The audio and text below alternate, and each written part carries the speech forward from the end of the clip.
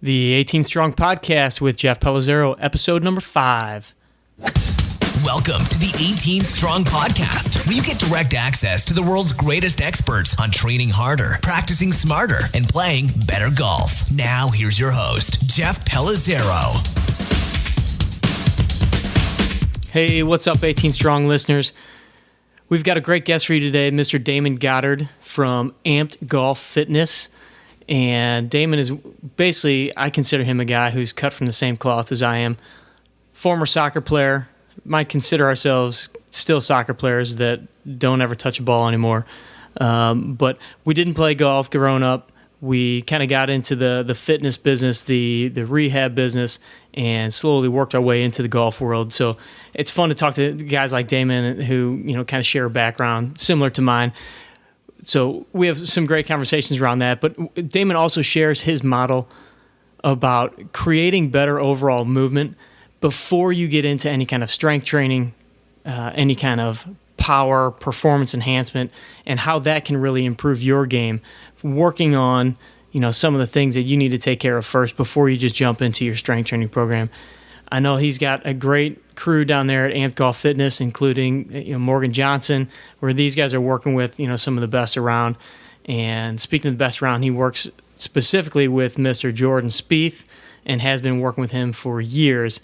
And Damon gives some great examples and stories about Jordan, their history, and really how Jordan exemplifies what we consider here to be 18 strong, and gives us a few examples just of some on-course type things that, really kind of epitomize the definition of 18 strong. So enjoy this interview with Damon Goddard, and we'll catch up on the other side.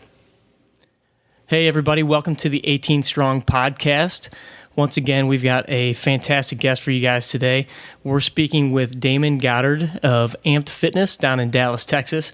And just a little bit of background on Damon, an All-American soccer player back in the day at Leigh University, which tugged at my heartstrings being a born and bred soccer player. Damon is also a Level 3 TPI fitness instructor. He's an advisory board member for Southern Methodist University and works with plenty of golfers on pretty much every tour you can imagine, the PGA, the web.com, LPGA, works with collegiate golfers, junior golfers. He's a leading expert in the field of golf fitness and especially post-rehab conditioning. And he's got a couple fairly well-known name clients that you might recognize, one in particular being Jordan Spieth, which I'm sure we will talk a little bit about here in the interview. So Damon, first of all, thank you very much for coming on to the show today. And I've given a little bit of information about you, and I know the listeners want to hear more about you. So give us a little background. Well, no, I appreciate you having me on, Jeff, and I appreciate the listeners tuning their ear to something like this, and it's such an important topic for golf and fitness. And so Amped Golf Fitness, we're in Dallas, Texas. It's a short acronym for Assess, Move, Perform. And speaking to the process that we take all of our athletes through, irrespective of what level they're at. Obviously we deal with a lot of the tour level players, but we deal with the elite juniors, and then guys kind of like you and me that just want to feel better and play better, and ultimately hopefully we're creating some dynamic athletes, and that's kind of an all-encompassing word when we say dynamic athletes.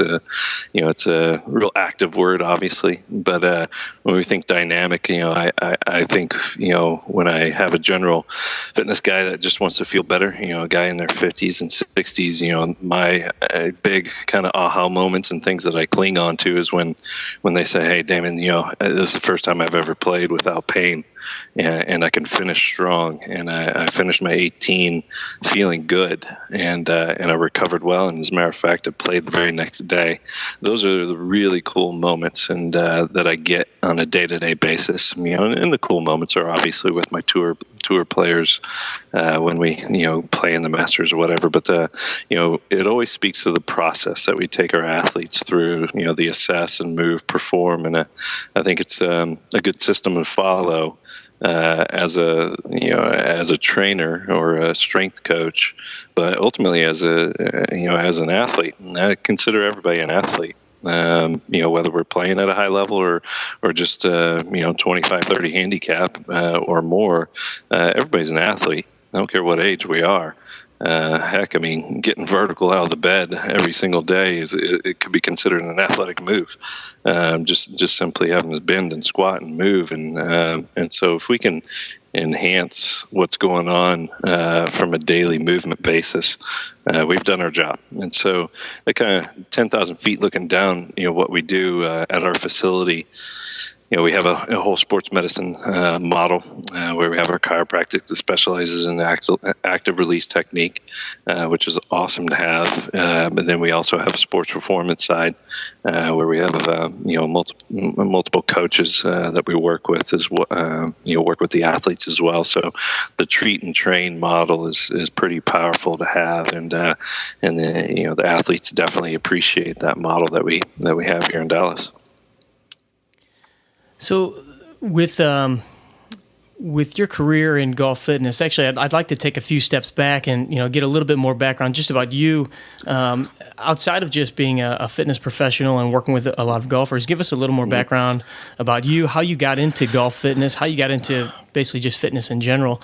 And I'd personally like to hear a little bit more about your soccer career. Yeah, no doubt. As a matter of fact, my soccer career spawned my love for what I do now. We have to go way back to when I was about 16 years old. Some would consider, and I was actually even told, I had a career-ending injury. So I blew out my knee. I've had an ACL, MCL, medial meniscus tear, and docs were saying, "Hey, this might be, you might not be playing at the level that you ever wanted to." And as a matter of fact, I don't even think you're probably going to get back onto the pitch at all. And me being a stubborn-headed guy, and also thinking the big man upstairs takes care of us as well. I started therapy, physical therapy, and I really was intrigued on the process of healing and the progressions that it took throughout the therapy model to even just get me to relearn how to walk again, and then all of a sudden I can load bear, and then all of a sudden I took some few little jogging steps, and there was a real poignant moment. Where once again I'm a fairly stubborn guy, and it was a freezing day, and I was just frustrated at the moment. I was about 9 months into my rehab, and I said, heck with it. I'm just going to see if I can even jog, and so there was a moment where I started jogging, and I said, "Man, this feels actually really cool." And I just kept jogging. And it. Lo and behold, in this freezing day, I remember the day vividly, and I ran 2 miles, and I was like, "Wow, I never knew I could do this again." And so, by virtue of being in the kind of therapy model, it just really intrigued me into how resilient the body can be, the pathway that it took for me to get back to the point to run. And ultimately, I was able to play at a high level again. And so, so the fast forward, I was able to play soccer in the collegiate level, and played a really small career professionally as well. And but that moment when I was 16 years old, I knew exactly what I wanted to do. I didn't really consider that I wanted to get into the therapy side, and I knew that I maybe wanted to get into the medical side, but I was really intrigued on kind of the strengthening side. And back then there wasn't a lot of pathways for us, and so when I got into Leigh University, which is a small university in Tennessee, and they had just started a kinesiology program, and so I was going down the biology track, and I was also going down the kinesiology track as well, and really got into studying human performance and learning the about the body and how it moved, and to me it was very interesting. I got a 4.0 in my major, and I will not even tell you what I made in all my other required English lit and French lit and all that, just because my my passion was to learn about the body. And, I was really kind of blessed being that young and knowing exactly what I wanted to do. I wanted to work with athletes. I saw the model that it took to get back, to play. But I also saw the mental side that it took from the therapy to get back to the level that I wanted to play as well. And so there was a really all-encompassing aspect that I really was intrigued with. How can you physically get the athlete back to the level that they needed to be, and then. And this is kind of my wheelhouse is, right after therapy, there's this weird gap that, they kind of tip their hat and say, okay, you're ready, but you're really not ready to go full performance, especially at the level that, you being a soccer player as well. I wasn't ready for 90 minutes of play. Right. And so there's a lot of buildup for that. And so I was intrigued in the process I even took personally to get back to full 90 minutes of play ready. And then fast track, I right after my soccer career, I had to get a real job, and I actually taught anatomy and physiology. And I really enjoyed the teaching side. I taught seniors at the high school level, and get them ready for a college prep course. And unfortunately, I didn't necessarily enjoy the pay, but I really enjoyed the teaching.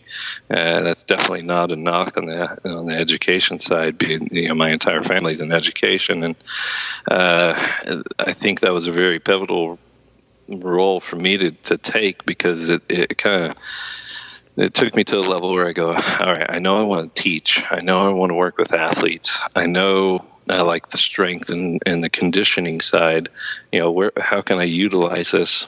And I actually started in the personal training world. And so when I was, 23, I started my first personal training company. And it went really well, and it took off like wildfire, and I really enjoyed it. And even though I liked working with the general fitness side, there was still a void of working with athletes, and so I made a real big effort to start getting into working with the athletes. And that was, oh my goodness, I aged myself. It was 15 years ago that I did that. And so what I found was I really, once I started working with the athletes, and then I started working with athletes across the board, I was, kind of blessed. I started working with a lot of the pro, hockey and basketball and football and soccer guys as well. And then when I was about 27, I started getting all these kind of weird golfers in there. And it's like, man, what are these guys doing? And, wanting to come in here and get in shape, and it kind of puzzled me a little bit, because I thought it was a leisurely sport until I actually spent some time with the top instructors that were working with me. And so I said, okay, let me get in your world a little bit and teach me how to swing. And once again, Jeff, you probably know, our world dwelled with playing with our feet. Yeah. And then all of a sudden you're anticipating me to hit a very small ball with an object in my hand. And so it was literally like learning a completely different foreign language to me. But what I really quickly realized was, man, I was sore and I hurt from learning how to swing the golf club. And I said, man, this is actually really a rigorous activity. And so I really got into the biomechanics of the golf swing, trying to understand the physics of it, working with these instructors. And what I found was that there was a very interesting injury rates due to golf. Obviously we have our pretty common injuries, low back, elbow, things like that. But I saw at that time a huge need for conditioning in golf. And then at the same time, it definitely didn't hurt. Obviously the Tiger effect in our sport started taking place. All of a sudden we saw a linebacker playing golf and, oh, by the way, was winning everything. And so there was an attachment to fitness, and there was an attachment to playing well at a high level and being in shape. And And so that's when I definitely focused in on golf, and I had an opportunity where I took a couple months off, and I said, okay, who do I want to work with? Which was a great luxury, for sure. And what I found was when I was working, when I was working with my golfers, they tended to just stick to every aspect of the program. Whether it be your conditioning or your nutrition, your recovery strategies. They were just a very unique athlete because they did everything. Unlike my other athletes, it was like pulling teeth for them to stick to different portions of the program. Sure, they understood the strength and conditioning side, but they didn't really encompass the nutrition very well, or they didn't encompass the rest and recovery very well. But the golfers, they tended to, if I told them to eat black beans for a week, they would eat black beans for a week. I mean, which I would never would, by the way. But it just speaks to their dedication to how can I find perfection in my game. And so that's fast track. A few years from there, I've been blessed to be able to accumulate a lot of the pros, and I've worked with tons of them. The idea that I really enjoy is getting these juniors and developing them into collegiate players, and then developing them into these pro players. And when you think golf, you have an interesting dynamic of, I can get 6 years old to 96, 106 years old, heck. And you can deal with these athletes and work with these athletes long term to truly develop them. And that's what I really enjoy about golf is it's a true long-term developmental strategy, irrespective of age. You really have the opportunity to develop them long-term. And once they buy into understanding it's not your quick fix, and it's going to be a long-term developmental strategy, they buy into it. And once they've bought into it, they understand it, and stick to the program, they definitely get results. So speaking of that growth and, conditioning them and bringing them in at a young age and building them up, because I know that the listeners out there, they want to know about Jordan, of course. When and how did you get hooked up with Jordan, and, kind of give us a little idea about that relationship and how it developed, and then I'll have some follow-up questions on him as well. For sure. So let's see, he's 20 years old now, so about 4 years ago, working with, in my mind, one of the sharpest instructors in the country, Cameron McCormick.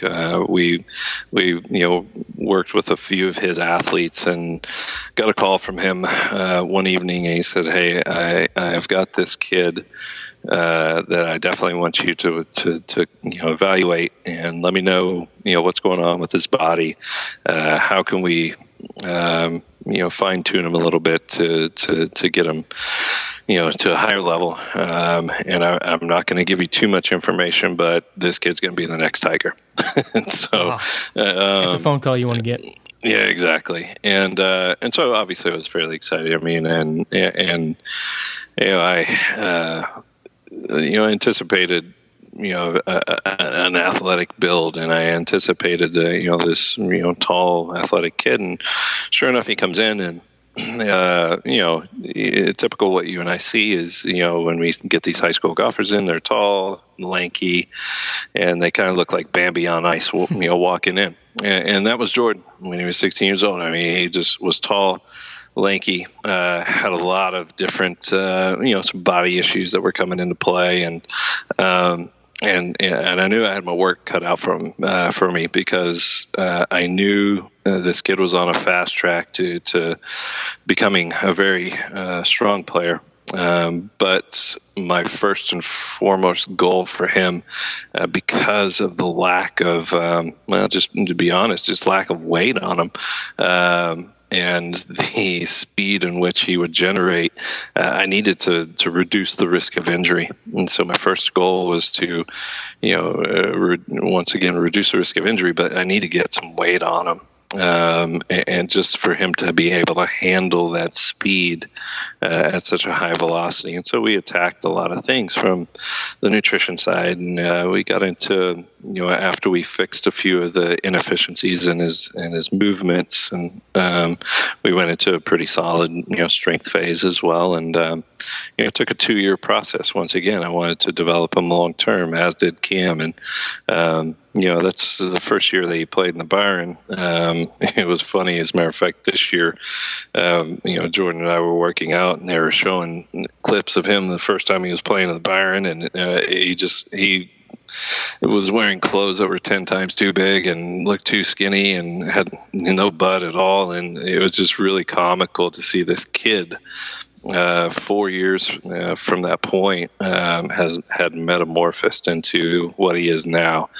And then the next thing, they showed a clip when he was 18 years old. And I remember when he was playing, at that point, we had gained probably about 20, 25 pounds from the frame that he started with he and I. And I remember at the time, he started to really fill out and actually look athletic, and people are like, "Oh my gosh, what did you do? You must have a brilliant program." And me being me, I would have loved to take a lot of the credit, but really it was just harnessing his testosterone, being a teenage boy, and he had the growth development within those 2 years that we took advantage of, and he filled out, and he was athletic, and he was prepared for at that point. His second go around at the Byron, and leading into the next year, going into college, and so we knew we had to really prepare him for the college rigors as well. And so in talking with the UT program, we knew what we needed to prepare for to get into that program, and so it was. We were thinking more long term with Jordan, rather than having that big, long, lanky Bambi on ice kid come in. As we had to fix stuff, we had to get his movement efficiencies a little bit better. We gained weight, but at the same time, it was all slow, and it was all developing for this kid, because as the team, we knew. Well before he was, even going to turn pro, we definitely knew that we were on a fast track with this guy, and his skill sets are just beyond anyone in the world. On every level of his game, from skill wise. Once again, I have to give kudos to Cam, but I also have to give kudos to Jordan, because he's got such a dedication to his program and everything that he puts into it. But we knew, hey, when he's 19, 20, he's going to be competing against the best in the world. Not only competing, he's going to probably be one of the best in the world. And so we needed to physically get him ready for the rigors of being on PGA, because as we know it, playing 6 weeks, 7 weeks in a row, that's going to take a toll on the body.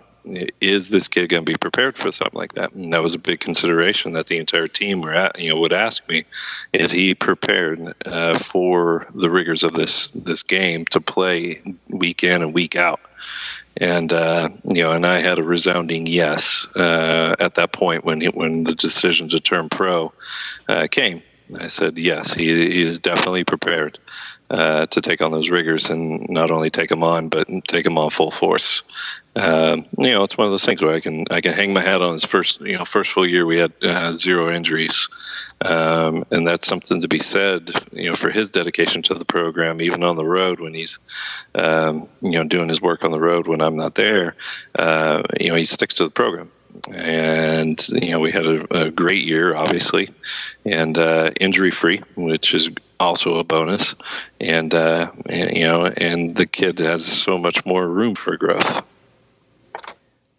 Well, first of all, I want to congratulate you guys and Jordan. Honestly, what a phenomenal year, and just continues this year. He's always in the hunt, and I think Jordan Spieth speaks to the exact reasoning behind this podcast, this website.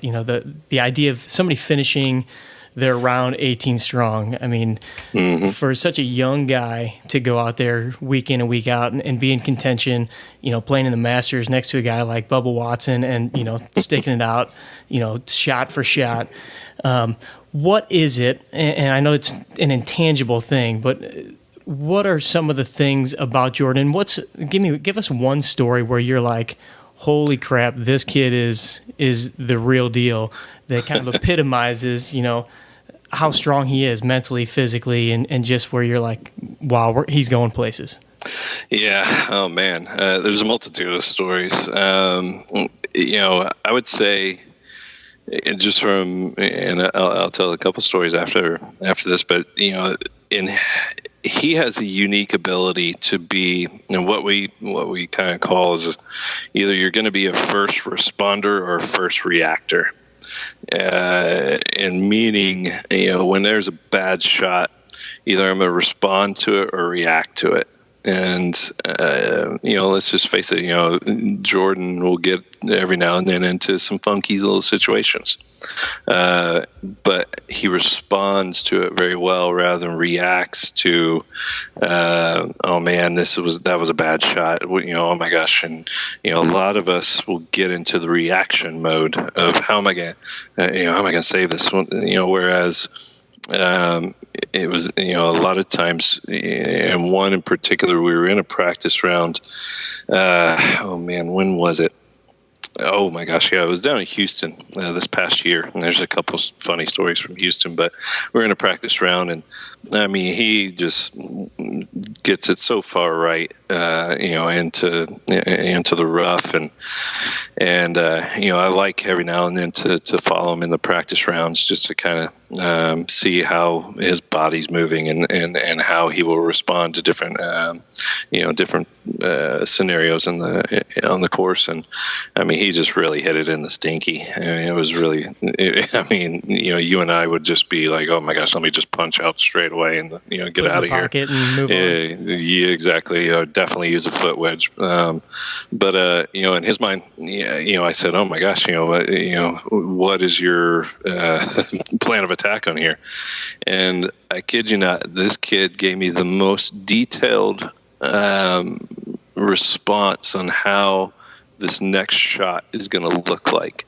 And he says, he knew the wind, he knew every detail of the hole, he knew the grass, he knew every single aspect of it. And he says, Damon, I'm probably going to put this, in an ideal world, I'm going to put this about 2 foot to the right of the pin. And man, I'll be honest with you, I couldn't even see the pin at this point. And sure enough, he pulls out I want to say a 7-iron and just hits one of the most beautiful shots on the planet and puts it about 2 feet to the pin. And he just looks at me and says, I told you. And it's a unique ability to be very confident in how he responds to things like that. And you and I saw that, everyone saw that, even the listeners saw it, in the Masters and in every one of these scenarios where he's in contention and he responds very well to those things, and he's a very confident individual. And I think that's, a big difference, as we know, we deal with a lot of athletes that are confident or very cocky, and the confidence ones, are going to take their game a lot further, because he just has a confidence in everything that he's going to be doing. But in the same scenario, and this speaks to his trust in his own game in Houston. Unfortunately, on Thursday, about 5 minutes before the round, Michael Greller, his caddy, it was really, really sick. And I all of us were looking at him going, I don't think you even need to be here. And honestly, it was the week before Masters. And so kind of our thought was, man, you don't need to get Jordan sick before Masters. So he, said, okay, Grell, you go see the doc real quick. And so he comes back and he says, all right, guys, I think I'm going to probably sit this one out. And so all of us started looking at each other, and Jordan just looks at me and says, Damon, what are you doing today? I said, well, it looks like I'm going to be on the bag for you. And he says, man, this is going to be an awesome day. I'm going to have fun with this. And once again, I mean, me, one, I can hang my hat on having a bogey-free round. But to me, that just spoke volume of his character, for the simple fact that, you know what, some guys would be, wigging out and trying, oh my gosh, I don't have my caddy, and they're very reliant on that type of information. But he was so prepared for that tournament. Even though we didn't necessarily make the cut that week, and I think that was actually a blessing because he was able to get to the Masters earlier. But it just spoke to his character of going, you know what, we're going to have a lot of fun with this. And as a matter of fact, that was probably one of the coolest experiences I've ever had in my life, was to caddy on the PGA Tour, and we were playing with Steve Stricker and Sergio, which was equally as cool. But that day showed me a lot about who he was, and the reliance that he had on the relationship that we were able, that we have, to say, yeah, Damon, take the bag. Even though he knows I'm a hack golfer and play soccer, he just said, you know what, I'm going to trust, your yardages. I got the greens, and he performed incredibly well. We had a 2-under day that day, and it was rough conditions for sure. But that was something that I think sets him apart. Is he's kind of unflappable. He's one of those kids that has just ice running through the veins, and you throw a weird scenario like that out to him, and he'll handle it with resiliency. So, especially with a hack like me on the bag, he said, you know what, let's go for it. And we did have tons of fun that day. It was actually really, really cool. Man, that's awesome. Just kind of roll with the punches and, accept the fact that, hey, it didn't go my way, but we're gonna do our best and get out there. And how nervous were you on the bag? I'd be scared to death that I was going to cause some kind of a rules infringement or get him DQ'd or. Well, man, I tell you what, I didn't get it. It didn't hit me. Honestly, I was completely in a daze until probably hole number 3, and luckily we've played enough practice rounds, and I've known Stricker forever, and Jimmy Johnson is caddy, and I show up on first tee, and Jimmy Johnson looks at me and says, in a little more colorful way, what the heck are you doing here? And I looked at him, I said, I don't know, Jimmy. Jimmy just says, hey, listen, I got all the bunkers today. I was like, oh my goodness, thank you. So, man, I was so nervous. But, after hole number 3, I just kind of just took it in. It was a unique opportunity for me, as a coach, to see things in game speed, which was probably one of the most valuable takeaways from that day. Is I was able to take away a lot of things on how my athlete responded, even the way we look at athletes from a strength coach aspect. I'm obviously looking at the mechanical side and how is, T-spine, or what's his takeaway, or what's his efficiency, whatever. I'm taking a look at those things, but I'm also taking a look at, how he responds during game speed, that, it really trickles into, okay, how are we going to translate into our day-to-day program design? And so there was really cool takeaways to from that particular opportunity that, honestly, a lot of us don't have the opportunity to see it up that close, to tell you the truth. So, there was really cool takeaways that I had from that day. To see the athlete truly in action, not necessarily from outside the ropes, but inside the ropes. So we can definitely see those scenarios and how the body responded to certain things. And I got to see what is his hydration levels, what when and how often is he consuming snacks. And there were some things that we post round discussed about, and had a good plan of action on how we're going to change some things and for the next week. And obviously preparing for Masters, you want your athlete to peak at that particular tournament. When we get very detailed on what times of the year that we want to feel like we're really peaking. And obviously the majors are the 4 times we really want to peak. And the process that led up to the Masters and leading into the week in Houston, we really considered Houston, even though it is obviously we want to win a tournament. Houston was a good preparation week, and like I said, it was kind of a mixed blessing that we missed the cut because we were able to do a lot of testing on Saturday before everyone left for the Masters.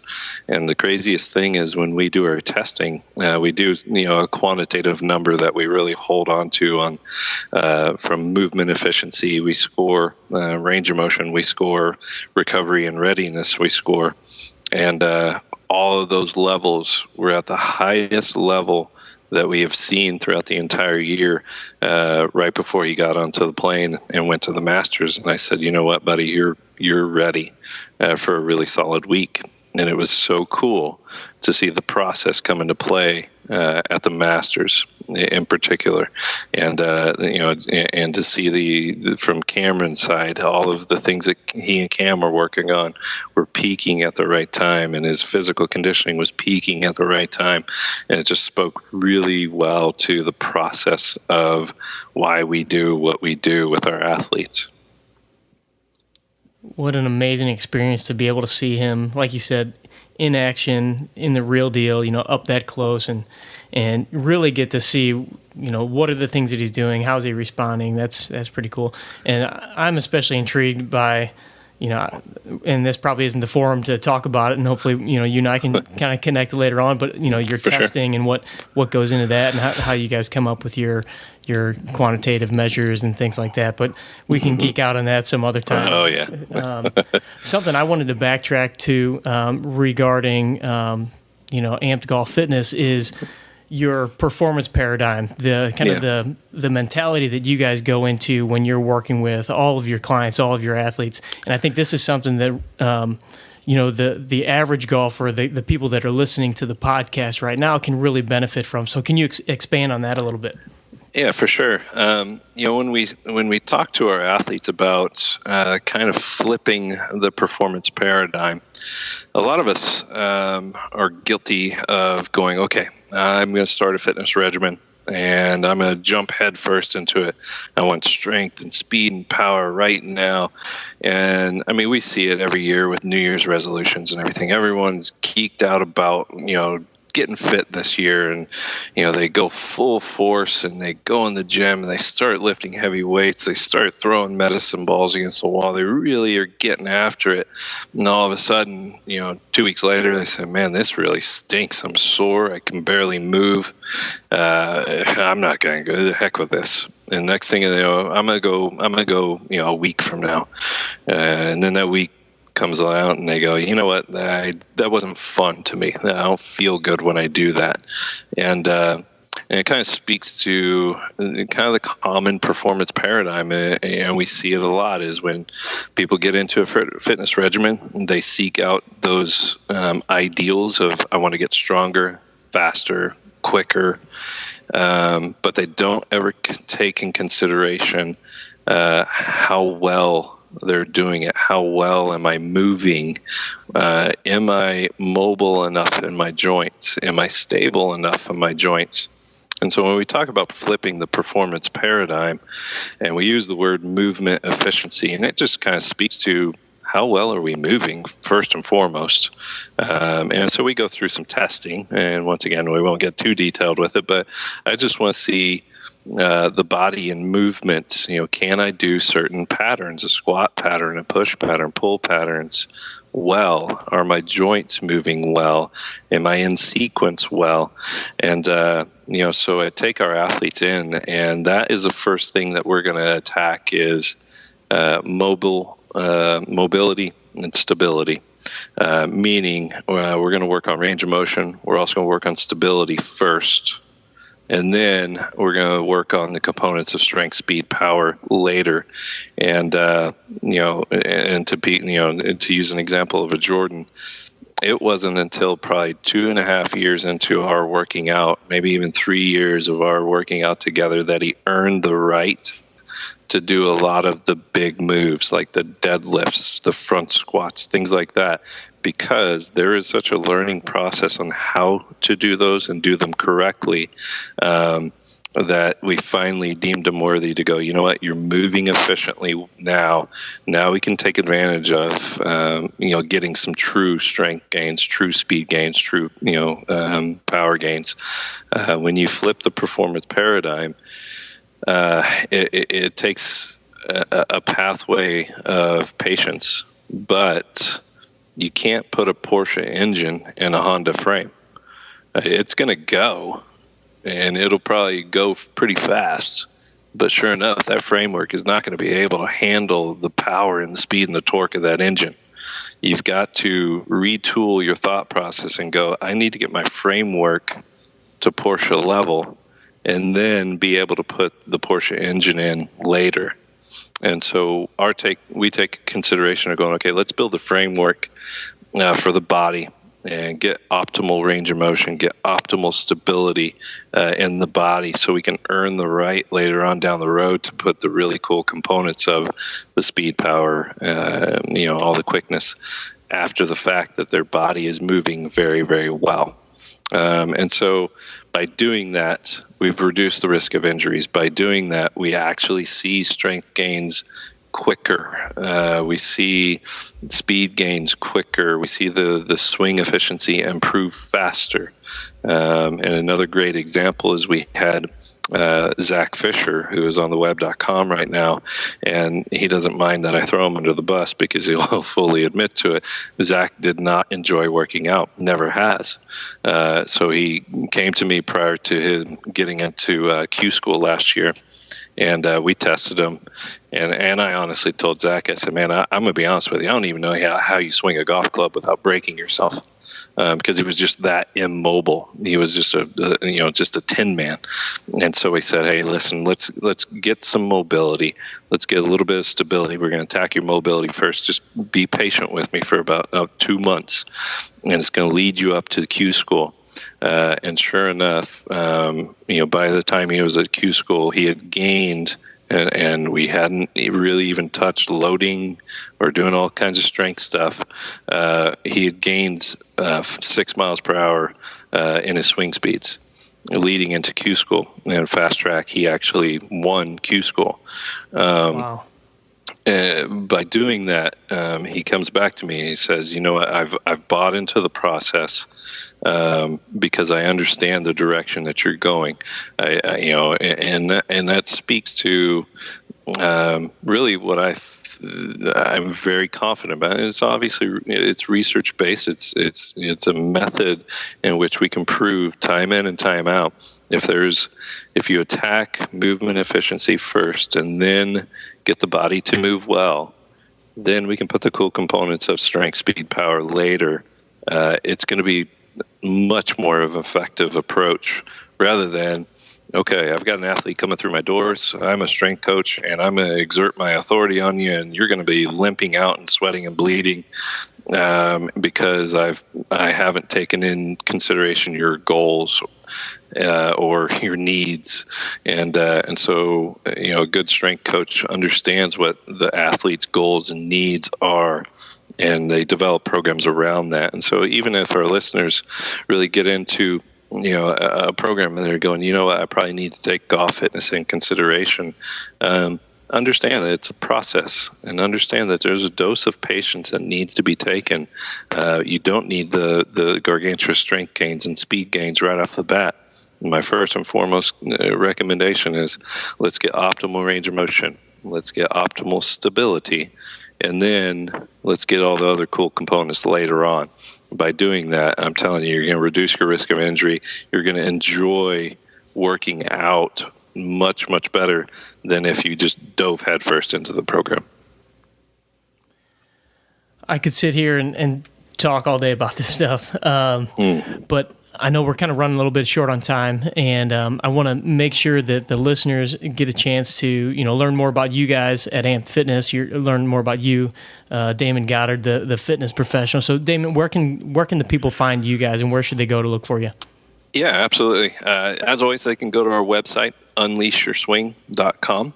They can follow me on Twitter. It's just simply at Damon Goddard. They can also follow us at Amped Golf Fitness on Twitter. We also have a blog on our website that they can always follow. Click in on our newsletters as well. We're always throwing some new information out there. Trying to get as much information as possible when we can in relation to golf and fitness and how we need to attack some things. And so that's the easiest way to get a hold of me. On Twitter, anyone can ever obviously ask really cool questions, even direct message me as well. And I'm pretty swift on getting back to people for sure. But that's probably the easiest way. It's just unleashyourswing.com and then at Damon Goddard on Twitter or at Amped Golf Fitness. Perfect. And I'll link all that stuff up in the show notes page that they'll have on 18strong.com. Last piece, if you could give the listeners one actionable piece of advice, and I think I probably know where you're going to go with this, but one piece of advice, whether it be physical, nutritional, mental, or technical, that will make the biggest and quickest impact on their golf game, what would you say it is? Oh man, we need to add about another hour to the. No, you just get one, and just get one shot at this. Oh my goodness, honestly, we spoke about having patience. One, I would get a professional that knows what they're doing and assess. Let me figure out where I am at right now, physically.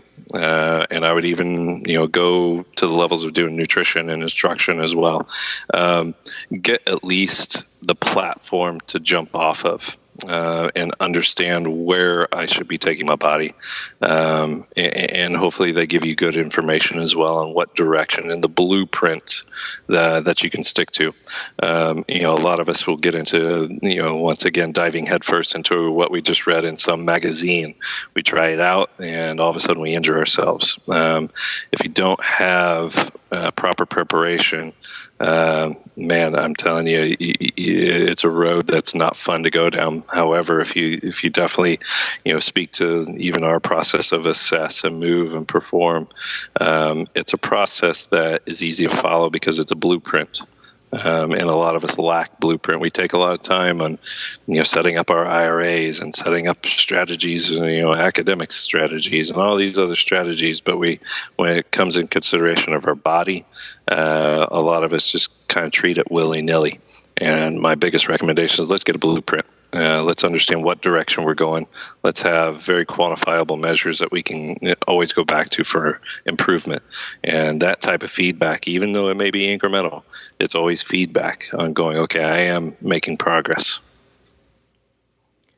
I can't agree with you more. I feel like the majority of people out there just kind of jump into a program, just kind of, as you said, read something in a magazine, see a YouTube video on a new exercise that looks cool.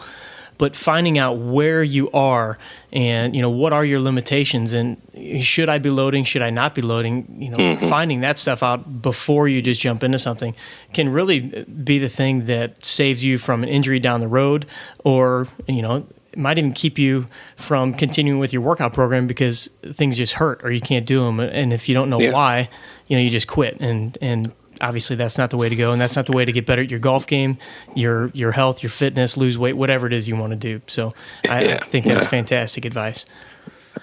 Well, Damon, I want to say thank you very much on behalf of the 18strong.com folks and all the podcast listeners out there. And I'm sure they'll be following you guys at Amped Fitness and obviously following Jordan's career. And can't wait to get to see him get that first major win under his belt and congratulate you guys and all that stuff. So once again, thank you very much for coming on the show. Absolutely, Jeff. I sure do appreciate it. Thank you, man. All right. We'll be in touch in the future. Thank you very much. And we'll talk to you soon. All right, buddy. Thanks. All right. I hope you guys enjoyed that interview with Damon. Again, a guy that I could talk to all day just about, our backgrounds, the similarities there, but also just his experiences that he's had, the people he's worked with, the people he's working with now, and, the stories that he told about Jordan, who really, to me, tell me that this kid is the real deal, and I'm just waiting to see him explode even more, outside of the rookie season that he had last year and continue to just kind of tear it up on the tour. So it's great to see those guys doing great things with him and him having such success. They're doing great things down at Amped Golf Fitness, really on the cutting edge of movement and performance and what it takes to create great athletes. And hopefully you guys learned from Damon that there's a lot of importance that should be taken from knowing where you are, what are the things that you need, and how can you get to the next level? What do you need to do to improve? And a lot of that comes from going through an assessment, having somebody show you exactly what the things are that you're lacking or where you can improve. And it doesn't mean you have to work with a trainer every day or several times a week, but just having somebody kind of point you in the right direction. And that's what those guys do so well down there. So once again, thank you guys for listening. Really appreciate everything, all the feedback, all the great comments. You can find all the information from this episode, as always, on the show notes page. Go to 18strong.com. Look us up on Facebook, Twitter. Follow me at Jeff Pellizzaro. Shoot me any questions you have. Again, we want to hear, what questions you want us to ask, what questions you want answered, and what guests you want us to try to get on the show. So, and if you're a fitness professional, you're a coach in the golf space, mental game, whatever, and you'd like to be a guest on the show, just shoot me a message, let me know, and hopefully we can get you on here. So, thanks again. Love the reviews on iTunes, of course, and please share this with your friends so we can make 18 Strong a household name in the golf world. So again, train hard, practice smart, and play better golf. Thanks, guys. Thanks for listening to the 18 Strong podcast at www.18strong.com. And remember, train hard, practice smart, and play better golf.